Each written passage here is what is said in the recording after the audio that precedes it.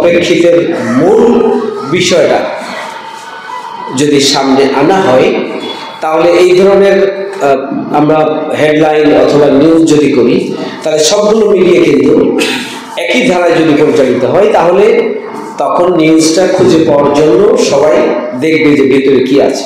এখন কিন্তু নেগেটিভলি আমরা পজিটিভ চাই, কিন্তু পজিটিভলি আমরা পজিটিভ রেজাল্ট পেতে পারি। অর্থাৎ সবাই যদি আসল বিষয়টা আমরা উপস্থাপন এবং সেটাকে খুব চাকচিক্যময় অতিরঞ্জিত করে হেডলাইন না করে, যে হেডলাইনটা ঘটনাকে রিপ্রেজেন্ট করে, প্রকৃত তথ্যকে, প্রকৃত ঘটনাকে রিপ্রেজেন্ট করে, প্রকৃত বক্তব্যকে রিপ্রেজেন্ট করে যে হেডলাইন, সেই হেডলাইনটা যদি আমরা সকল মিডিয়ায় আমরা চেষ্টা করি, তাহলে যেটি হবে যে তাহলে সবাই সবটার ভিতরে ঢোকার জন্য চেষ্টা করে।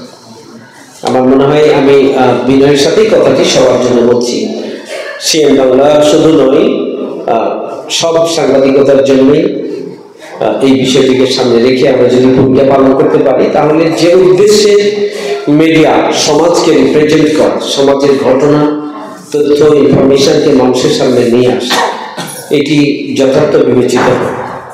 আমি খুব চমকপ্রদ হেডলাইন দিলাম, এটা কয়েকদিন পরে, 2 দিন 3 দিন দেখার পরে মনে করবে যে না, এখানে আসলে যা দেয়া হয় ভিতরে তা নেই, সুতরাং আপনার ওখানে ভিউ বাড়বে না, দেখবে না, সুতরাং আপনার লক্ষ্য কিন্তু অর্জন হয় না। কিছুদিন পরে এখান থেকে মানুষ আবার ব্যাক করে। যাই হোক, কথা লম্বা করার সুযোগ নেই।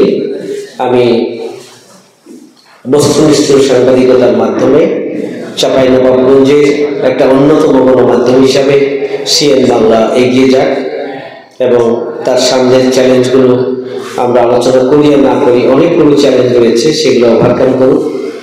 আর মিডিয়াগুলো প্রতিটি মানুষের অন্তরের খোরাক, অর্থাৎ অন্তরের যে চাওয়া পাওয়া, যে আকাঙ্ক্ষা, সেই জায়গায় নক করার মতো প্রকৃত তথ্য পাত্র তুলে ধরুন এবং সামগ্রিকভাবে সমাজ এবং রাষ্ট্রকে এগিয়ে নেওয়ার জন্য তারা ভূমিকা পালন করুন।